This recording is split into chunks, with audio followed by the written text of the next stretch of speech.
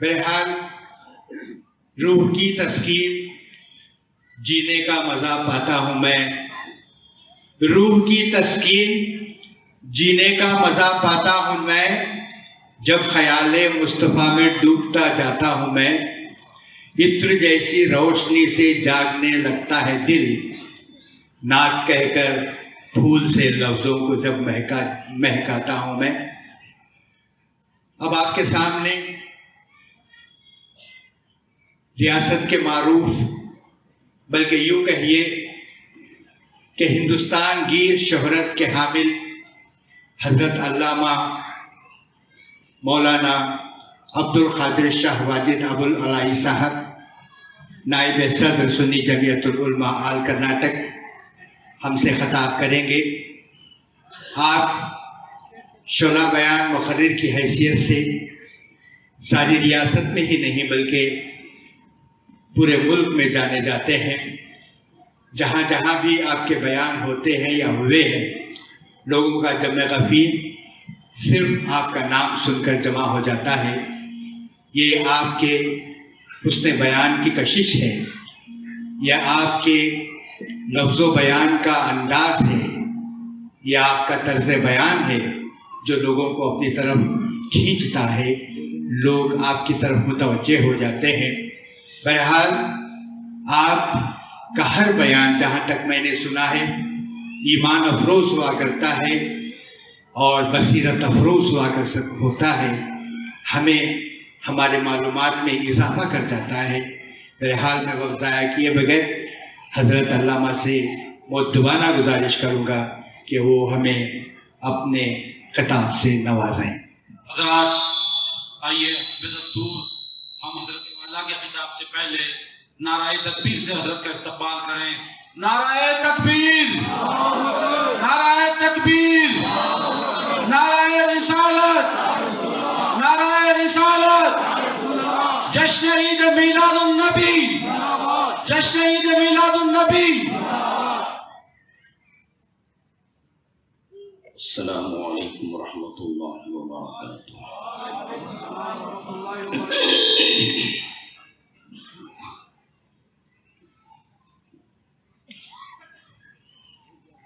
الحمد للہ،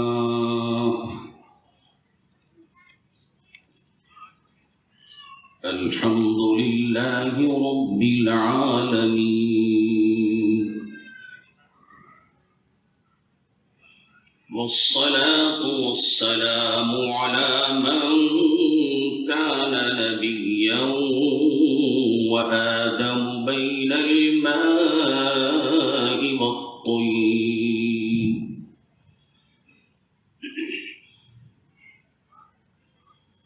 وآله وأصحابه أجمعين إلى يوم الدين۔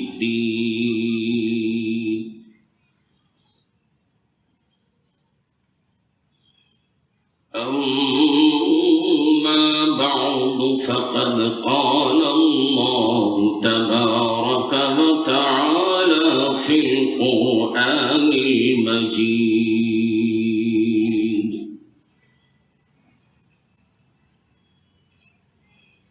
أعوذ بالله من الشيطان الرجيم،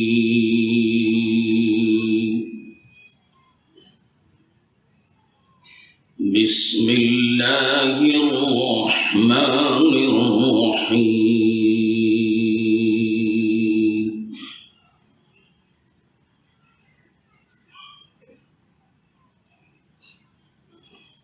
لقد جاءكم رسول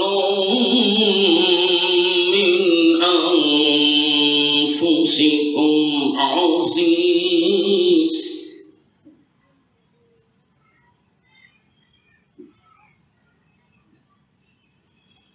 عزيز عليه ما عنتم حريص عليكم بالمؤمنين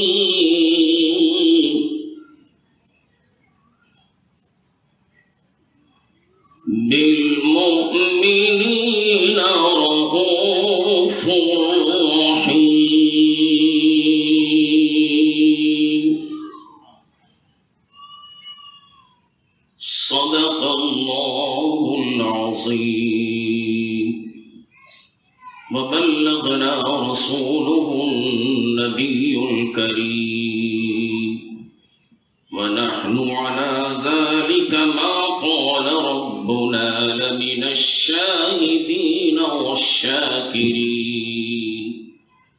والحمد لله رب العالمين.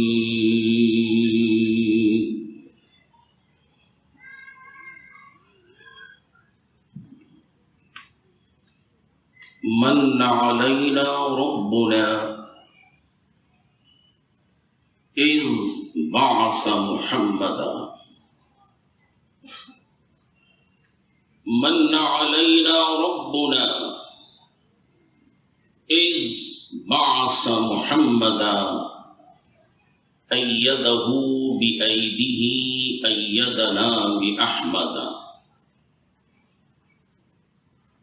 أرسله مبشرا أرسله ممجدا.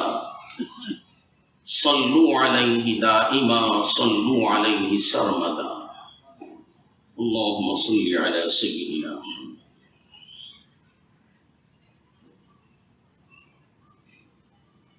جہاں جاؤں وہاں نور ہدایت ہو تو کیا کہنا. سبحان اللہ. جہاں جاؤں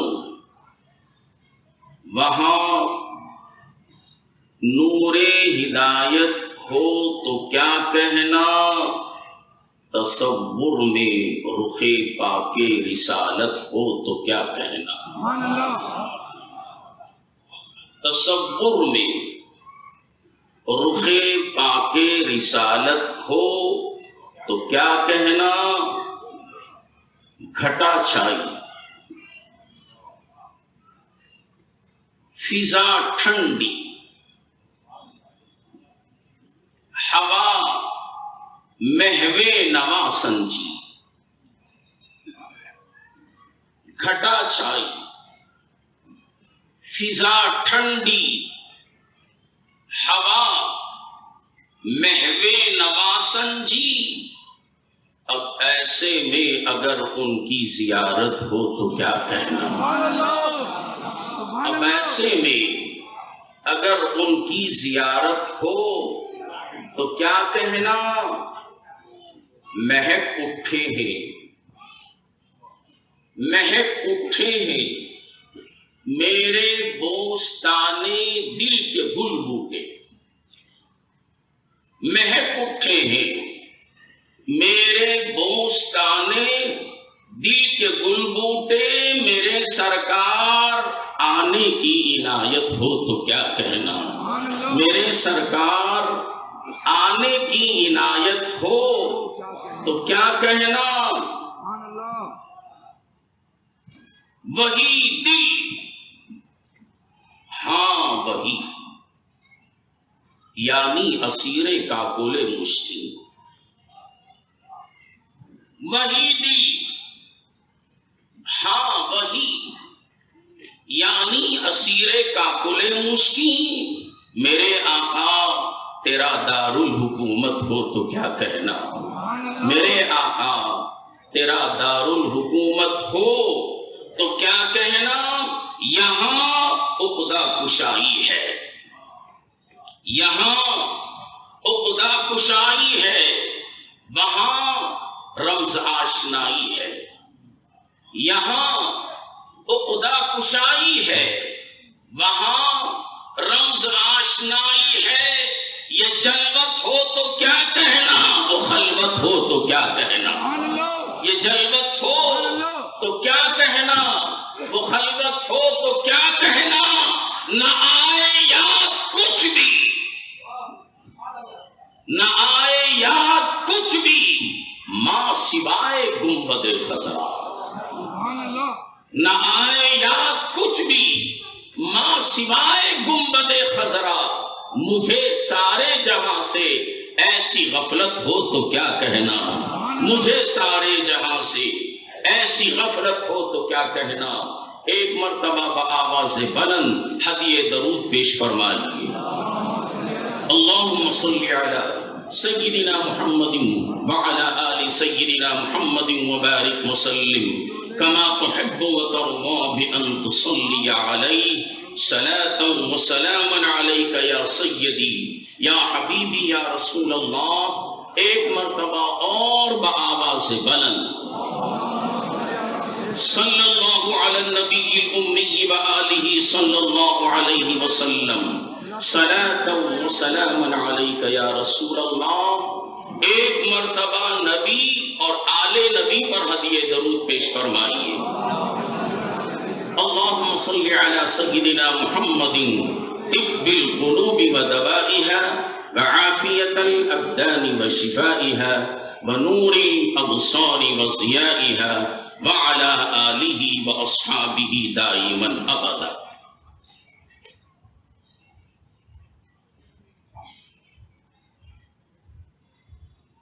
الحاج انور شریف صاحب جنرل سیکریٹری سنی جمعیت العلماء اور حضرت مولانا قاری ارشاد احمد صاحب، حضرت مولانا حافظ قاری شفیق احمد صاحب اس تنظیم کے خاصین الحاج سہیل بیگ صاحب اور اس جلسے کے ہمدرد امین اللہ خان صاحب شہزادہ الحاج احمد اللہ خان صاحب علیہ الرحمہ اور دیگر سامعین و سامعات، عزیز بچوں اور بچیوں، میں نے جو آیت مبارکہ تلاوت کی اس آیت مبارکہ کا اصل تعلق میلاد مصطفیٰ سے ہے، اور گزشتہ سال میں اسی آیت مبارکہ کے تحت میں نے گفتگو کی تھی اور الحمدللہ 2.5 گھنٹے تک میری گفتگو ہوتی رہی مگر پوری آیت مکمل نہ ہو سکی. پوری آیت تو الگ بات ہے، 2 ہی جملوں پر بات ختم ہو گئی. آج میں اسی آیت مبارکہ کو پھر سے میں نے تلاوت کی اور اسی پر گفتگو کرنے کی کوشش کر رہا ہوں. اللہ جل مجدہ اپنے حبیب پاک صلی اللہ علیہ وسلم کے صدقے اور میرے شیخ طریقت کے طفیل مجھے بولنے کی توفیق عطا فرمائے. لقد جاءکم، بے شک تشریف لائے. اور اسی پر گزشتہ سال میری گفتگو ہوئی تھی. کہاں سے تشریف لائے، کیوں تشریف لائے، اس پر میں نے خطاب کیا تھا. اس کے بعد کا جملہ ہے رسول من انفسکم. قاری ارشاد صاحب نے مجھے یاد دلایا گزشتہ سال کی بات. رسول من انفسکم، لقد جاءکم، بے شک تشریف لائے، رسول من انفسکم، تم میں سے وہ رسول. ذہن حاضر ہے نا؟ رسول من انفسکم، تم میں سے وہ رسول. یہ لفظ تم میں سے کیا ہے؟ سبحان اللہ. اس کا مطلب یہ نہیں کہ تمہاری طرح تمہارے جیسے کسی کی شان اور عظمت بیان کی جاتی ہے تو اس کی شان کے مطابق الفاظ ڈھونڈے جاتے ہیں، تلاش کیے جاتے ہیں. جیسا کہ ابھی شاعر کرناٹک حضرت مولی احمد جامی نے دامت برکاتہ العالیہ میرا تعارف کراتے ہوئے جو القاب آپ نے استعمال کیے وہ میری شان کے مطابق نہیں، یہ ان کی شاعری اور اردو فصاحت و بلاغت کے تحت انہوں نے کیا، مگر میں اس قابل نہیں ہوں. مگر شان مجھے اپنی صلاحیت پر نہیں ہے، شان آن بان اگر مجھے ہے تو میرے شیخ طریقت کے کرم پر ہے، انہی کا صدقہ ہے کہ اللہ تعالی نے مجھے یہ عزت، یہ مرتبہ، یہ بلندی عطا فرمائی. اسی لیے کہنے والے نے کہا ہے جب تک بکا نہ تھا کوئی پوچھتا نہ تھا، جب تک بکا نہ تھا تو کوئی پوچھتا نہ تھا، تم نے خرید کر مجھے انمول کر دیا. رسول من انفسکم، میں بس اسی پر گفتگو کروں گا، آج بھی پوری آیت مکمل نہیں ہوگی.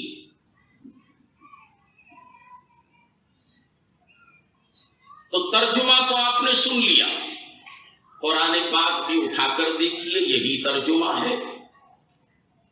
تم میں سے وہ رسول، یہ تم میں سے کیا ہے؟ تمہاری طرح نہیں، تمہارے جیسے نہیں. رسول سمجھ میں آ گیا، رسول اس کو کہتے ہیں جس کو بھیجا گیا. رسول کے معنی بھیجا گیا، اور یہ بھیجا جب تک ہمارا اور آپ کا بھیجا درست نہ ہو اس وقت تک سمجھ میں نہیں آتا. کیا بات ہے؟ جس کا بھیجا درست ہے، اور یہ بھیجا درست کہاں ہوتا ہے؟ دارالعلوم میں نہیں، یونیورسٹی میں نہیں.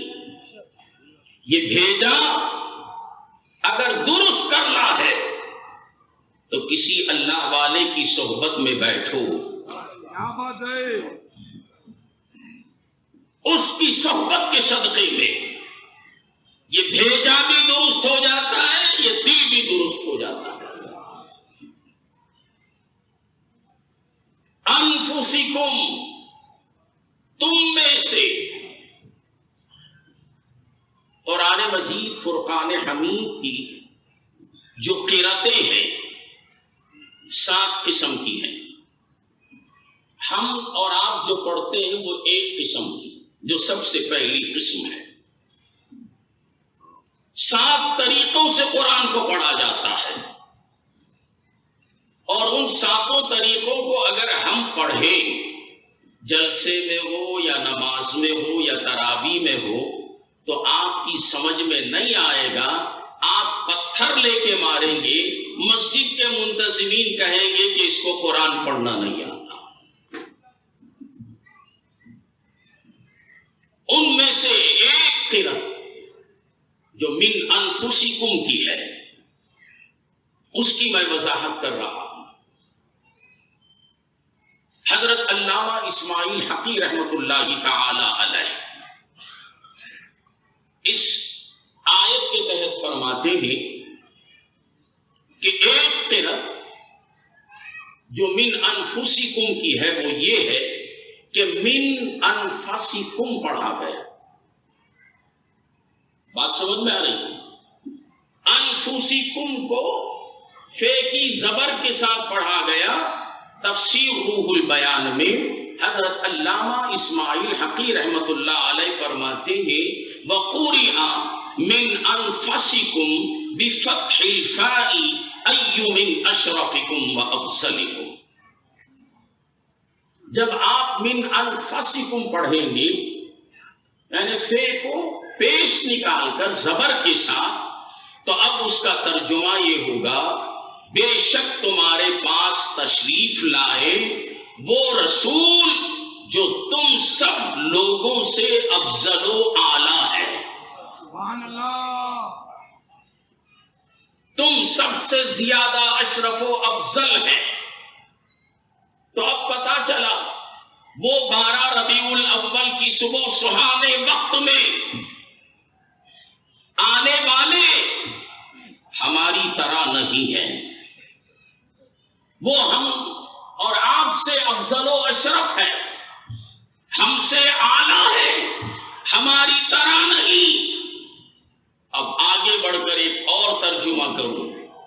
میں آپ سے پوچھنا چاہتا ہوں آپ میں, آپ کے جسم میں سب سے زیادہ اشرف و افضل کون سی شے ہے؟ آپ سب خاموش ہیں. آنکھ نہیں,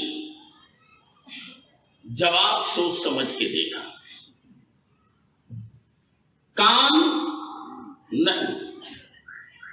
اعضائے جسم میں کوئی شے افضل نہیں, اور افضل اگر ہے تو وہ ہماری جان ہے. کیا ہے؟ جان ہے. یہ سب سے افضل و اعلیٰ. جان ہے تو آپ زندہ ہیں, جان نکل گئی تو آپ مردہ ہو گئے. مؤذن صاحب کو بلانا پڑے گا, ان کی ٹیکسی بھی آئے گی. کیوں؟ جو سب سے افضل و اعلیٰ شے جان تھی وہ جان نکل گئی. جب جان نکل گئی تو مردہ. تو بلا تمثیل حضور رحمت دو عالم صلی اللہ تعالی علیہ وسلم ہماری جان ہے. سبحان اللہ. امام اہل سنت مجدد دین و ملت فاضل بریلوی رحمت اللہ علیہ فرماتے ہیں وہ جو نہ تھے تو کچھ نہ تھا. وہ جو نہ تھے تو کچھ نہ تھا. جان ہے وہ جہان کی, جان ہے تو جہاں بنے. جان ہے وہ جہان کی, جان ہے تو جہاں بنے. تو سارے جہاں کی جان رحمت للعالمین صلی اللہ علیہ وسلم. اب آیت کا ترجمہ کیجئے. قرآن کا ترجمہ من مانی نہیں کیا جاتا, لفظی نہیں کیا جاتا. قرآن کا ترجمہ اس کو محبت کے ساتھ کیا جاتا ہے, پیار اور محبت کے ساتھ ترجمہ کیا جاتا ہے. اب آیت کا ترجمہ کیا ہوگا؟ لقد جاءکم رسول من انفسکم, بے شک تمہاری پاس تشریف لائے وہ رسول جو تم سب کی جان ہے, جو تم سب کی جان ہے. ویسے کسی نے کہا نہ ہو کچھ ذائقہ عشق نبی کا اگر دل میں, نہ ہو کچھ ذائقہ عشق نبی کا اگر دل میں, تو زہد خشک سے زاہد کو استغفار بہتر ہے. کیا بات, کیا بات. دیگر انبیاء علیہ السلام کو رب تبارک و تعالی نے قوم کا بھائی بنا کے بھیجا. حضرت نوح علیہ السلام کے لیے فرمایا وَإِلَى ثَمُودَ إِذْ قَالَ لَهُمْ أَخُوهُمْ نُوحٌ. حضرت صالح علیہ السلام کے لیے فرمایا وَإِلَى ثَمُودَ أَخَاهُمْ صَالِحًا. حضرت ہود کے لیے فرمایا وَإِلَى ثَمُودَ أَخَاهُمْ هُودًا. اور حضرت شعیب علیہ السلام کے لیے فرمایا وَإِلَى ثَمُودَ أَخَاهُمْ شُعَيْبًا.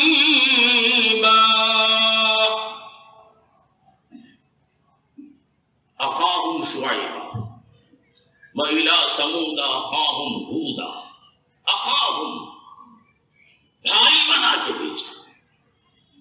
جب ہمارے اور آپ کے پیارے آقا محمد الرسول اللہ صلی اللہ علیہ وسلم کو جب ہم میں بھیجا تو کیا بنا کے بھیجا؟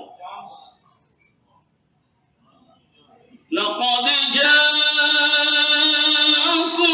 رَسُولٌ مِّنْ أَنفُسِكُمْ. بے شک تمہارے پاس تمہاری جان آ گئی. سبحان اللہ. کیا آ گئی؟ جان آ گئی. اسی جان کی وجہ سے کائنات ہے. صرف ہماری اور آپ کی نہیں، 18,000 عالم کی جان محمد الرسول اللہ صلی اللہ علیہ وسلم. امام اہل سنت فرماتے ہیں اللہ کی سرتا بقدم شان ہے یہ. اللہ کی سرتا بقدم شان ہے یہ. انسان ہی انسان وہ انسان ہے. قرآن تو ایمان بتاتا ہے انہیں. قرآن تو ایمان بتاتا ہے انہیں اور ایمان یہ کہتا ہے میری جان ہے. تو 12 ربیع الاول صبح کے سہانے وقت میں 18,000 عالم کی جان آ گئی. یہ جان 12 ربیع الاول ہی کو نہیں بلکہ یہ جان پہلے بھی موجود تھی. چونکہ قرآن نے جاءکم کہا، تشریف لائے. تشریف وہ لاتا ہے جو پہلے بھی کہیں تشریف فرما ہو.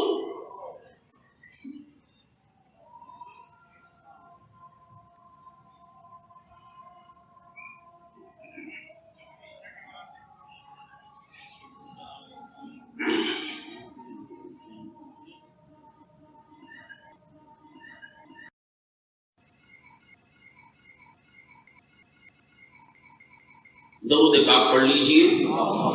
اللہم صلی علی سیدنا محمد وعلی آل سیدنا محمد وبارک وسلم. صلاۃ و سلام علیک یا سیدی یا حبیبی یا رسول اللہ.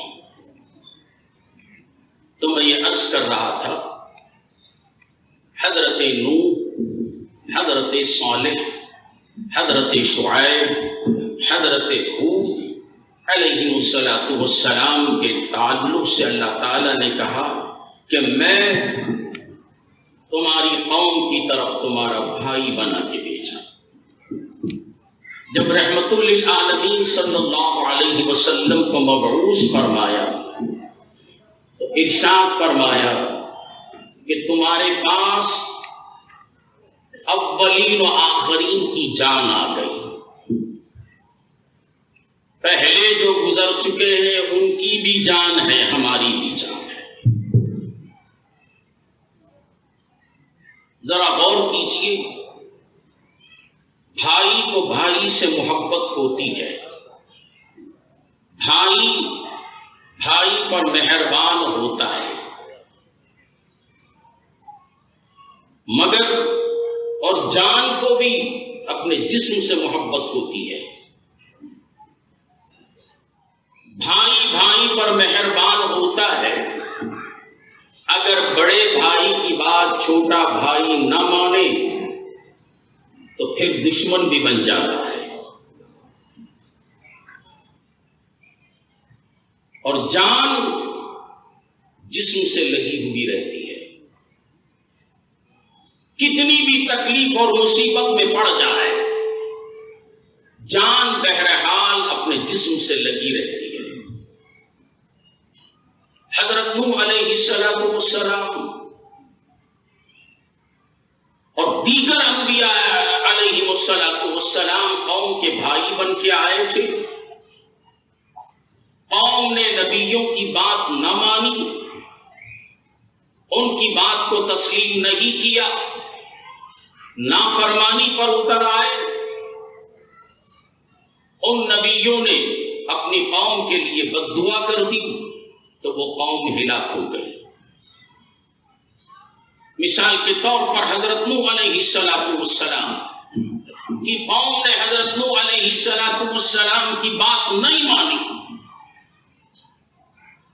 تنگ آ گئے، نافرمانی پر اتر آئے۔ آپ نے کیا کی؟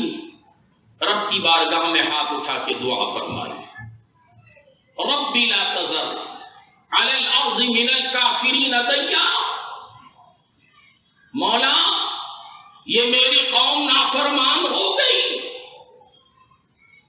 میری کسی بات کا ان پہ اثر نہیں ہو رہا ہے، ایک پانی کا عظیم طوفان کھینچ، پانی کا عظیم طوفان آیا اور ساری قوم اس طوفان میں غرق ہو گئی، تباہ ہو گئی۔ اور ہمارے حضور رحمت عالم صلی اللہ علیہ وسلم جان بن کے آئے، آپ کو بھی قوم نے ستایا، ایذائیں دی، تکلیف پہنچائی، آپ کے جسم اطہر پر حالت سجدہ میں اوجھڑیاں ڈالتی جاتی، راستے میں کانٹے بچھائے جاتے، آپ کا ٹھٹا مذاق کرتے، یہاں تک کہ جب آپ طائف تشریف لے گئے، آپ نے خدا کے ایک ہونے کی تبلیغ کی، دعوت دی، تو واقعہ آپ کے سامنے ہے، پتھروں کی بارش برسائی، میرے محبوب کا جسم اطہر خون سے لہولہان ہو گیا، اس قدر جسم سے خون نکلا کہ نالین مقدسہ میں خون جمع ہو گیا، وضو کے لیے نالین نکالنا دشوار ہو گیا۔ ایسے وقت میں زید ابن حارثہ آپ کے ساتھ تھے، دیگر صحابہ بھی تھے، فرماتے ہیں یا رسول اللہ یہ قوم سدھرنے والی نہیں، یہ آپ کو ایذا پہنچا رہی ہے، پتھروں سے آپ کا استقبال کیا جا رہا ہے، یا رسول اللہ ان کے لیے بد دعا کر دیجیے، یہ پتھر دونوں پہاڑوں کے درمیان میں پس کر رہ جائیں گے، ریت میں ریت بن جائیں گے، ہم اپنی نگاہوں سے دیکھیں گے۔ باوجود کہ ملائکہ نے بھی آ کے کہا اے حبیب خدا ان کے لیے بد دعا کر دیجیے، میرے محبوب صحابہ سے فرماتے ہیں اے میرے صحابہ دعا کے لیے ہاتھ اٹھاؤ، صحابہ کے ہاتھ اٹھے ہوئے ہیں، میرے آقا نے بھی دعا کی، ہاتھ اٹھائے دعا کے لیے، صحابہ دل ہی دل میں خوش ہو رہے ہیں، اب ہمارے آقا ان کو بد دعا کریں گے یہ دونوں پہاڑوں کے درمیان میں پس کر رہ جائیں گے، ریت میں ریت ہو جائیں گے، پتھروں میں پتھر بن جائیں گے، ہم ان کی تباہی اور بربادی اپنی نگاہوں سے دیکھیں گے۔ جب اللہ کے رسول نے ہاتھ اٹھائے دعا کے لیے، لبوں کو جنبش دی،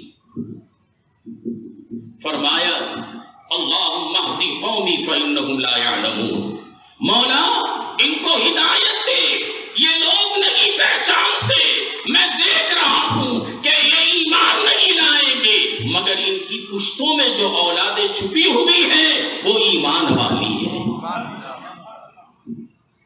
حفیظ جالندھری نے بڑا حسین انداز میں منظر کشی کی ہے۔ جب صحابہ نے کہا ان کے لیے بد دعا کر دیجئے تو میرے آقا دعا فرما رہے ہیں، یہ سن کر رحمت للعالمین نے ہنس کے فرمایا، یہ سن کر رحمت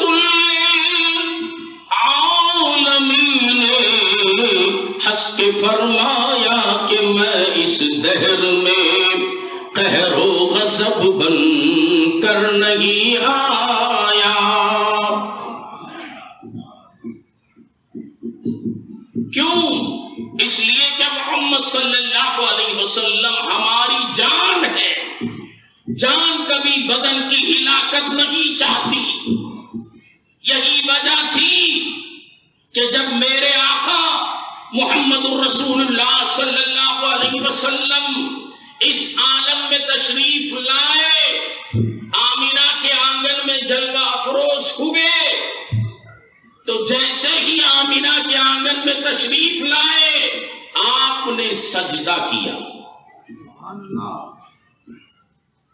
آپ نے سجدہ کیا۔ میں آپ کو بتاؤں، سجدہ کرنے کے لیے 3 چیزوں کا پاک ہونا ضروری ہے۔ میں کسی پر اٹیک نہیں کرتا اور میرا مزاج بھی نہیں ہے۔ 20 سال پہلے ہی وہ اٹیک کرنے والی عادت ختم ہو گئی۔ اب میں بات ہی ایسی کرتا ہوں کہ میری باتوں میں آ کے خود اٹک جاتے ہیں۔ سجدہ کرنے کے لیے کتنی چیزوں کی ضرورت ہے؟ 3 چیزوں کی ضرورت ہے۔ بدن کا پاک ہونا، جگہ کا پاک ہونا، لباس کا پاک ہونا، ہے نا؟ توجہ آپ حضرات کی میری طرف ہے۔ جگہ پاک ہونا، لباس پاک ہونا اور بدن پاک ہونا۔ ان تینوں چیزوں میں سے اگر کوئی چیز بھی ناپاک ہے تو سجدہ نہیں ہوتا۔ میں 2 منٹ کے لیے رک رہا ہوں۔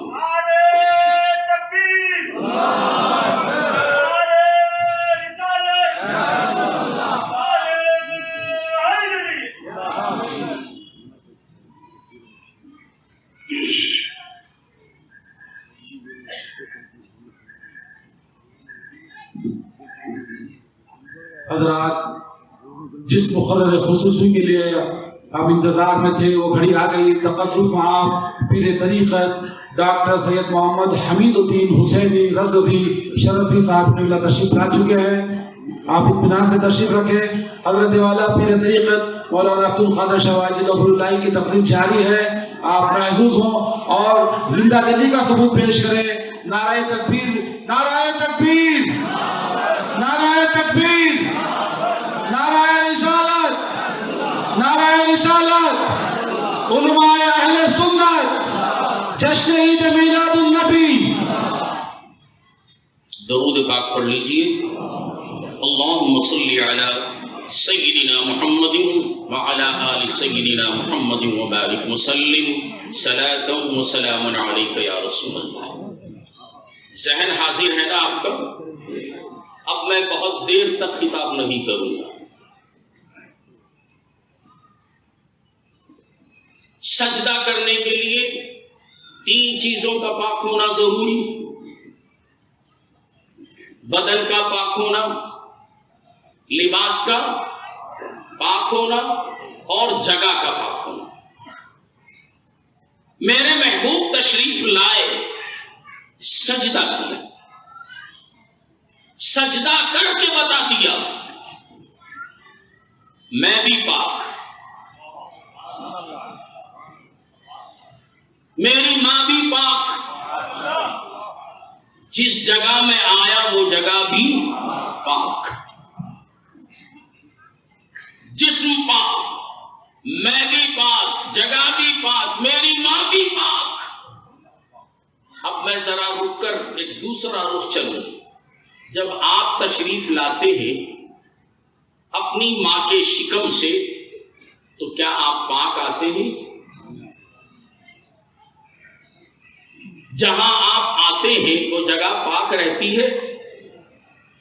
کیا آپ کی ماں پاک رہتی ہے؟ آپ بھی گندے، ماں بھی گندی، جگہ بھی گندی۔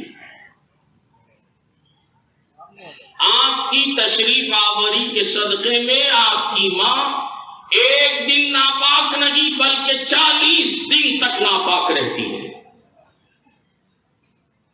اس قدر گندگی لے کے آتے ہیں کہ آپ کی ولادت کے بعد اس کے پیٹ پر کس کر کپڑا باندھ دیا جاتا ہے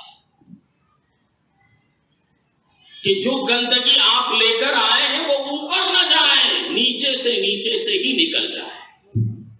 تو ذرا غور کیجئے، آپ آئے تو گندے آئے، ماں کو گندی کرتے ہوئے آئے، جگہ کو آپ نے گندا کیا، میرے مصطفیٰ آئے تو پاک آئے، ماں پاک، جگہ پاک، کوئی مناسبت ہے آپ میں اور مصطفیٰ میں؟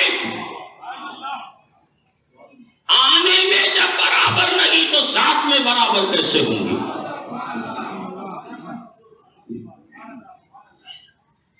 اور میرے حبیب آئے، سجدہ کیا، جب سجدہ کیا، اور بخاری کی حدیث مجھے یاد آ رہی ہے، میرے حبیب جب تشریف لائے زمین پر صرف ماں اور جگہ ہی پاک نہیں بلکہ میرے محبوب کی میلاد کے صدقے میں بخاری کی حدیث پکار کے کہہ رہی ہے جو مسجدہ، میرے محبوب کی ولادت کے صدقے میں مشرق سے لے کے مغرب تک، شمال سے لے کے جنوب تک، تحت الثری تک مسجد پاک ہو، زمین پاک ہو گئی۔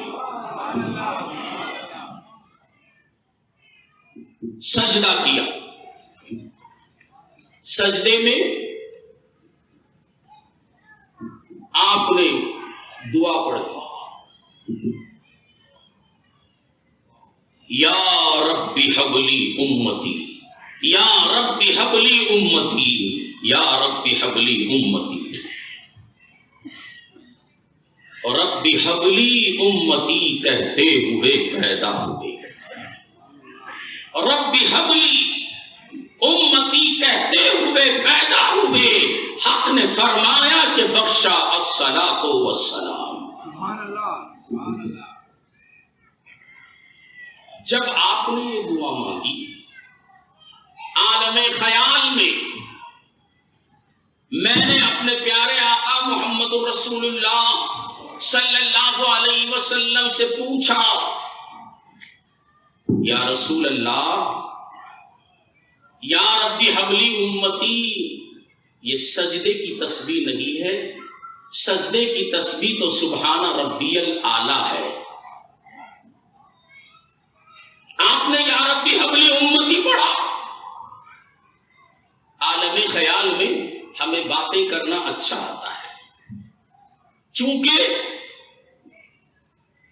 دارالعلوم سے نکل کر ہم نے دو زانو ہو کر خانقاہ میں اپنے شیخ طریقت سے فیض حاصل کر کے دل کو قلب بنا لیا، اور اس قلب میں جب جھانک کر دیکھتے ہیں جس سے ملاقات کرنا چاہتے ہیں وہ دل ہی دل میں کر لیتے ہیں۔ سبحان اللہ۔ تو آقا جواب دیتے ہیں، اے شاہ واجد، تجھے معلوم نہیں، اگر میں سبحان ربی الاعلیٰ کہتا رب کا حق ادا ہو جاتا، بندوں کا حق باقی رہتا۔ سجدہ ایک تھا، حق مجھے دو ادا کرنا تھا۔ یا ربی حبلی امتی کہا، یا رب کہہ کر رب کا حق ادا کر دیا، حبلی امتی کہا، امتیوں کا حق ادا کر دیا۔ یہاں ایک اور بات کہہ دوں، میرے آقا ابھی تشریف لائے ہیں تو سجدے میں آپ نے کیا کہا؟ یا ربی حبلی امتی۔ امت نبی کی ہوتی ہے یا عام فہم آدمی کی ہوتی ہے؟ جی، نبی کی ہوتی ہے یا میری اور آپ کی ہوتی ہے؟ نبی کی امت ہوتی ہے، نہ میری اور آپ کی، اور کسی کتب کی بھی امت نہیں ہوتی، کسی ابدال اور غوث کی بھی امت نہیں ہوتی، امت نبی کی ہوتی ہے۔ ذرا توجہ فرمائیے، ہمارے دوست جو یہ کہتے ہیں محمد الرسول اللہ صلی اللہ علیہ وسلم کو 40 سال کے بعد نبوت ملی، ذرا غور سے سنو، اگر 40 سال کے بعد آپ نبی بنے تو پیدا ہوتے ہی امت کہاں سے آ گئی؟ سبحان اللہ، اللہ اکبر، یا رسول اللہ، یا رسول اللہ۔ پیدا ہوتے ہی امت کو یاد کیا تو پتا چلا میرے محبوب جب اس عالم میں آئے تو نبی بن کے آئے، جب نبی بن کے آئے تو امت کو یاد کیا، مولا میری امت میرے حوالے کر، مولا میری امت میرے ہاتھ دے دے۔ بس مضمون کو سمیٹ رہا، جب تک دنیا میں رہے امت کے لیے بے قرار و بے چین تھے، ہر وقت رب کی بارگاہ میں دعا کرتے تھے، مولا میری گنہگار امت کی مغفرت فرما۔ کیوں کی؟ اس لیے کہ حضور صلی اللہ علیہ وسلم سارے عالم کی جان ہے، جان بدن کی حفاظت میں لگی رہتی ہے، بدن کی ہلاکت جان نہیں چاہتی۔ بات تو اگر اسی کی تفصیل میں چلوں میں بات لمبی ہوگی۔ 2 سال سے تو یہ آیت میری مکمل نہیں ہو رہی ہے، 2 سال سے یہ آیت مکمل نہیں ہو رہی ہے۔ میں نے سوچا اس مرتبہ مکمل کروں، لیکن ہمارے مہمانان خصوصی دور و دراز سے ہمیں اور آپ کو نصیحت کرنے کے لیے تشریف لائے ہیں۔ آپ جمعہ کے خطبے میں، عیدین وغیرہ میں میرا خطاب تو سنتے ہی رہتے ہیں، مگر ایک خلیش یہاں ایک خلیش پیدا ہوتی ہے، اس خلیش کو دور کر دوں انشاءاللہ۔ اگر زندگی باقی رہی تو اسی آیت مبارکہ کے تحت اگلے سال بھی بولوں گا سبحان اللہ۔ انشاءاللہ۔ دعا فرمائیے کہ اللہ تعالیٰ مجھے آنے والے سال تک صحت و سلامتی کے ساتھ زندہ رکھے۔ ایک مرتبہ منڈی پاڑلے میں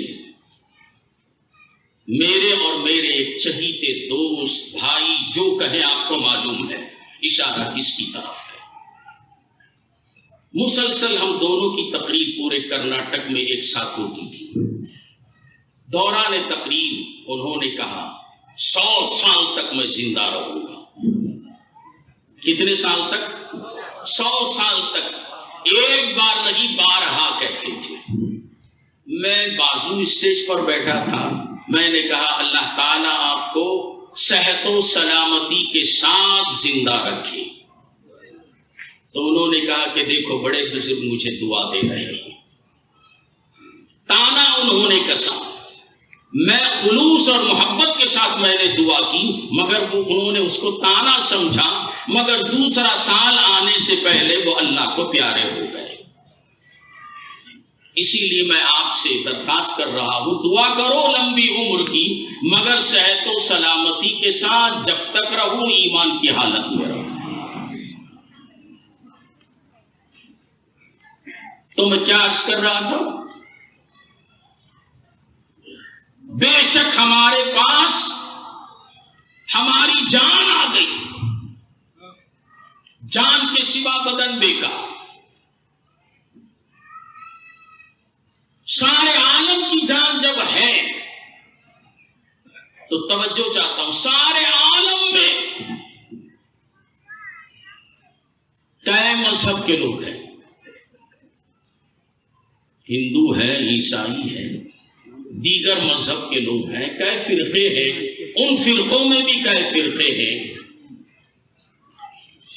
کیا یہ سب کی جان ہے؟ ہاں، رحمت للعالمین صلی اللہ علیہ وسلم سب کی جان ہے، ہماری بھی جان ہے، ان کی بھی جان ہے، سارے عالم کی جان ہے۔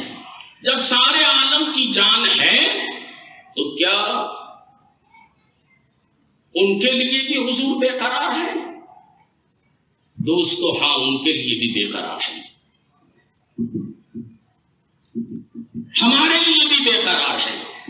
اسی لیے راتوں رات آپ بستر کو چھوڑ کر استغفار پڑھتے تھے، نمازیں ادا کرتے تھے، رب کی بارگاہ میں دعا کرتے تھے۔ کس کے لیے؟ ہمارے لیے۔ اور ان کے لیے بھی دعا ہے، مگر وہ بھی جسم ہے، جان حضور ہے۔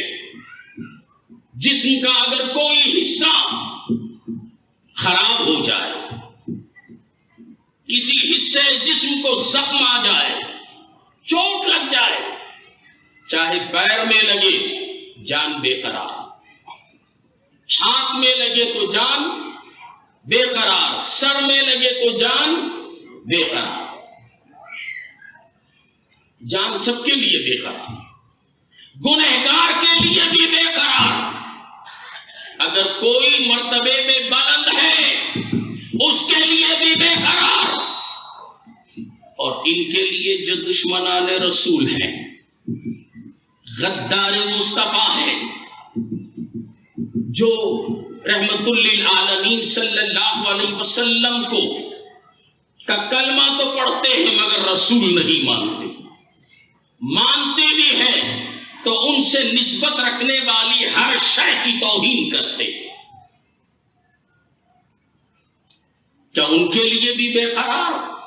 ہاں، ان کے لیے بھی بے قرار۔ میں آپ کو بتاؤں، میرا یہ ہاتھ ہے، میرا ہاتھ میری جان سے تعلق رکھتا ہے یا جان سے الگ ہے؟ جی، جان سے تعلق رکھتا ہے، جسم سے اس کا کنیکشن ہے، تبھی تو یہ حرکت کر رہا ہے۔ اگر یہی میرا ہاتھ